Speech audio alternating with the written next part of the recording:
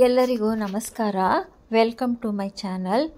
ಇವತ್ತು ಪಲಾವ್ ಮಾಡೋದಕ್ಕೆ ಬೀನ್ಸು, ಬಟಾಣಿ, ಒಣಗಿದ ಬಟಾಣಿ ನೆನೆಸಿ ತೆಗೆದುಕೊಂಡಿದ್ದೀನಿ, ಗೆಡ್ಡೆಕೋಸು ಮತ್ತು ಒಂದೆರಡು ಕ್ಯಾರೆಟು ಹಚ್ಚಿ ಇಟ್ಕೊಂಡಿದ್ದೀನಿ.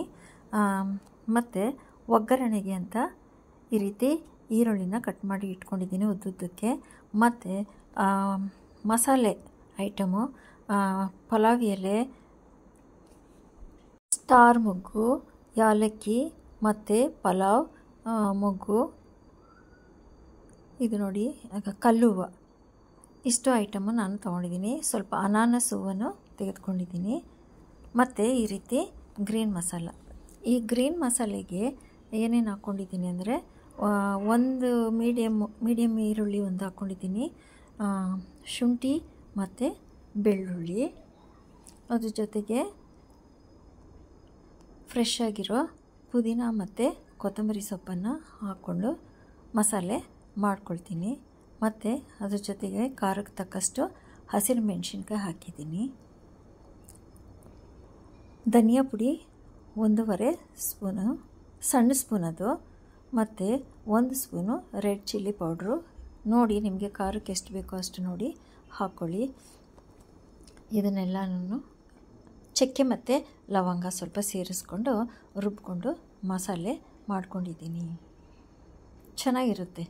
ಇದ್ಯಾವುದು ನಾನು ಹುರ್ಕೊಂಡಿಲ್ಲ. ಈಗ ಒಗ್ಗರಣೆಗೆ ಪಾತ್ರೆ ಇಟ್ಕೊಂಡು ಎಣ್ಣೆ ಹಾಕ್ಕೊಂಡಿದ್ದೀನಿ. ಎಷ್ಟು ಬೇಕೋ ಅಷ್ಟು ಎಣ್ಣೆ ಹಾಕ್ಕೊಳ್ಳಿ. ಜಾಸ್ತಿ ಹಾಕಿದ್ರೆ ಅಷ್ಟು ಚೆನ್ನಾಗಿರಲ್ಲ, ನೋಡ್ಕೊಂಡು ಹಾಕ್ಕೊಳ್ಳಿ. ಅದ್ರ ಜೊತೆಗೆ 1 ಸ್ಪೂನು ತುಪ್ಪನ ಸೇರಿಸ್ಕೊಳ್ತಾ ಇದ್ದೀನಿ. ತುಪ್ಪ ಹಾಕೋದ್ರಿಂದ ಪಲಾವ್ದು ಘಮಲು ಚೆನ್ನಾಗಿ ಬರುತ್ತೆ. ಈಗ ರೆಡಿ ಮಾಡಿ ಇಟ್ಕೊಂಡಿದ್ದಂತಹ ಎಲ್ಲ ಪಲಾವು ವಸ್ತುಗಳನ್ನು ಅದರೊಳಗಡೆ ಸೇರಿಸ್ಕೊಳ್ತೀನಿ. ಸೇರಿಸ್ಕೊಂಡು ಎಲ್ಲ ಪಲಾವ್ ಮಸಾಲೆ ಸಾಮಾನುಗಳನ್ನ ಒಂದು 2 ಸೆಕೆಂಡು ಲೋ ಫ್ಲೇಮಲ್ಲಿ, ತುಂಬ ಲೋ ಫ್ಲೇಮಲ್ಲಿ ಹುರ್ಕೊಳ್ಬೇಕು. ನಂತರ ಈರುಳ್ಳಿ ಹಾಕಿ, ಉದ್ದಕ್ಕೆ ಹಚ್ಚಿಟ್ಕೊಂಡಿರೋ ಈರುಳ್ಳಿ ಹಾಕಿ ಅದನ್ನು ಬಾಡಿಸ್ಕೋಬೇಕು. ಈರುಳ್ಳಿ ಎಲ್ಲ ಬಾಡಿದ ಮೇಲೆ, ಅಷ್ಟೊಂದು ಏನು ಬಾಡೋದು ಬೇಡ, ಒಂದು 75% ಅಷ್ಟು ಬಾಡಿದ್ರೆ ಸಾಕು. ಈಗ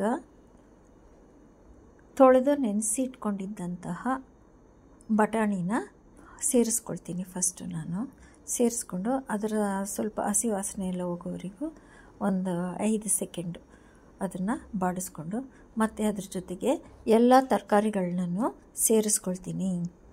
ಎಲ್ಲ ತರಕಾರಿನೂ ಸೇರಿಸ್ಕೊಂಡು ಚೆನ್ನಾಗಿ ಬಾಡಿಸ್ಕೊಳ್ತೀನಿ.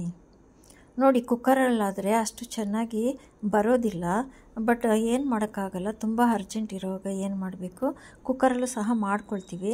ಅದರಲ್ಲಿ ಮಾಡಿದಾಗ ಏನಾಗುತ್ತೆ, ಮಸಾಲೆ ಎಲ್ಲ ಮೇಲೆ ಉಳ್ಕೊಂಬಿಡುತ್ತೆ ವಿಸಲ್ ಬಂದಾಗ, ಮತ್ತು ವೈಟ್ ರೈಸ್ ಎಲ್ಲ ತಳದಲ್ಲಿ ಉಳ್ಕೊಂಬಿಡುತ್ತೆ. ಮತ್ತು ಅದನ್ನು ನಾವು ಮಿಕ್ಸ್ ಮಾಡ್ಕೋಬೇಕು.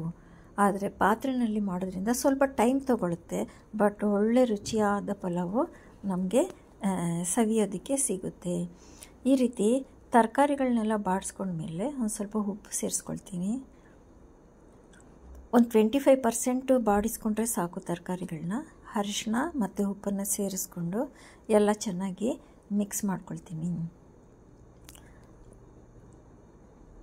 ಈಗ ಅದಕ್ಕೆ ಟೊಮೆಟೊ ಸೇರಿಸ್ಕೊಂಡು ಅದನ್ನು ಸಹ ತರಕಾರಿ ಜೊತೆ ಮಿಕ್ಸ್ ಮಾಡಿಕೊಂಡು 1-2 ಸೆಕೆಂಡು ಈ ರೀತಿ ಬಾಡಿಸ್ಕೊಳ್ತೀನಿ. ನಂತರ ನಾನು ರುಬ್ಬಿಟ್ಕೊಂಡಿದ್ದಂತಹ ಮಸಾಲೆನ ಸಹ ಅದಕ್ಕೆ ಸೇರಿಸ್ಕೊಳ್ತೀನಿ. ಸೇರಿಸ್ಕೊಂಡು ಚೆನ್ನಾಗಿ ಮಿಕ್ಸ್ ಮಾಡ್ಕೋಬೇಕು. ಟೈಮ್ ತೊಗೊಳುತ್ತೆ ಸ್ವಲ್ಪ. ಪಾತ್ರೆಯಲ್ಲಿ ಮಾಡೋದ್ರಿಂದ ಸ್ವಲ್ಪ ಟೈಮ್ ತೊಗೊಳುತ್ತೆ. ಕುಕ್ಕರಲ್ಲಾದರೆ ಎಲ್ಲ ಒಗ್ಗರಣೆಗೆ ಹಾಕಿಬಿಟ್ಟು ದಬ ದಬ ದಬ ಅಂತ ಕೂಗಿಸ್ಬಿಡ್ತೀವಿ. ಆದರೆ ಪಾತ್ರೆಯಲ್ಲಿ ಸ್ವಲ್ಪ ಟೈಮ್ ತೊಗೊಳುತ್ತೆ. ನೋಡಿ, ಈ ರೀತಿ ಮಸಾಲೆ ಎಲ್ಲ ಹಿಡಿಬೇಕು ತರಕಾರಿಗೆ. ಚೆನ್ನಾಗಿ ಹಿಡಿದಾಗ ತುಂಬ ರುಚಿಯಾಗಿರುತ್ತೆ. ನಮಗೆ ಪಲಾವು, ಒಳ್ಳೆ ರುಚಿಯಾದ ಪಲಾವ್ ಸಿಗುತ್ತೆ. ಈಗ ಅದಕ್ಕೆ ನಾನು ಒಂದು 3 ಲೋಟ ಅಷ್ಟು ನೀರನ್ನು ಸೇರಿಸ್ಕೊಳ್ತೀನಿ. ಅಕ್ಕಿನ ನಾನು 15 ನಿಮಿಷ ಮೊದಲೇ ತೊಳೆದು ಇಟ್ಕೊಂಡಿದ್ದೆ. ಬುಲೆಟ್ ರೈಸು ಮತ್ತು 1 ಲೋಟ ಬುಲೆಟ್ ರೈಸ್ಗೆ ಒಂದು ಅರ್ಧ ಲೋಟ ಅಷ್ಟು ಬಾಸ್ಮತಿ ರೈಸನ್ನು ತೊಳೆದು ಇಟ್ಕೊಂಡಿದ್ದೆ. ಆ 1.5 ಲೋಟ ಅಕ್ಕಿಗೆ 3 ಲೋಟ ನೀರು ಸಾಕಾಗುತ್ತೆ. ಅದನ್ನೆಲ್ಲ ಸೇರಿಸಿ ಈಗ ಮಿಕ್ಸ್ ಮಾಡಿ ಸ್ವಲ್ಪ ಹೊತ್ತು ಬೇಯೋದಕ್ಕೆ ಬಿಡಬೇಕು. ಈಗ ಉರಿನ ಮೀಡಿಯಮ್ ಫ್ಲೇಮ್ಗೆ ಮಾಡಿಬಿಟ್ರೆ ಈಗ ಕುದಿ ಹತ್ತುವಾಗ ಏನು ಮಾಡಬೇಕು, ಪ್ಲೇಟ್ ತೆಗೆದು ಆಗಾಗ ನಿಧಾನಕ್ಕೆ ಈ ರೀತಿ ಮೇಲೆ ಕೆಳಗೆ ಮಾಡ್ಕೋಬೇಕು. ನಿಧಾನಕ್ಕೆ ತಿರುಕೋಬೇಕು, ಇಲ್ಲಾಂದರೆ ಹಗಳೆಲ್ಲ ಒಡೆದೋಗುತ್ತೆ, ಅನ್ನ ಅಷ್ಟು ಚೆನ್ನಾಗಿ ಬರೋದಿಲ್ಲ ಪಲಾವು. ನೋಡಿ, ಕುಕ್ಕರಲ್ಲಾದರೆ ಈ ರೀತಿ ನಾವು ಆಗಾಗ ತಿರುಗಿಸೋಕ್ಕಾಗೋದೇ ಇಲ್ಲ. ಪಾತ್ರೆಯಲ್ಲಿ ಈ ರೀತಿ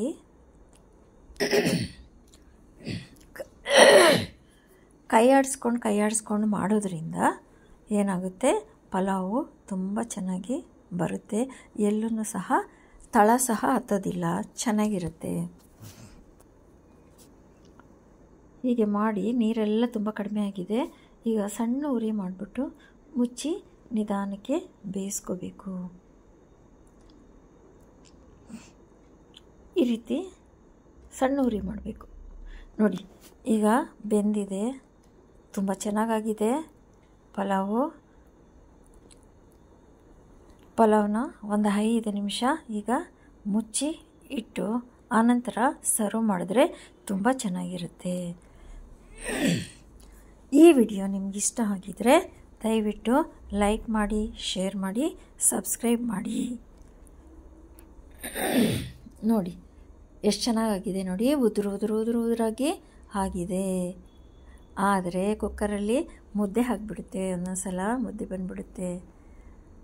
ಈ ರೀತಿ ನೋಡಿ ಸರ್ವ್ ಮಾಡಿಕೊಂಡ್ರೆ ಎಷ್ಟು ಚೆನ್ನಾಗಿ ಇರುತ್ತೆ.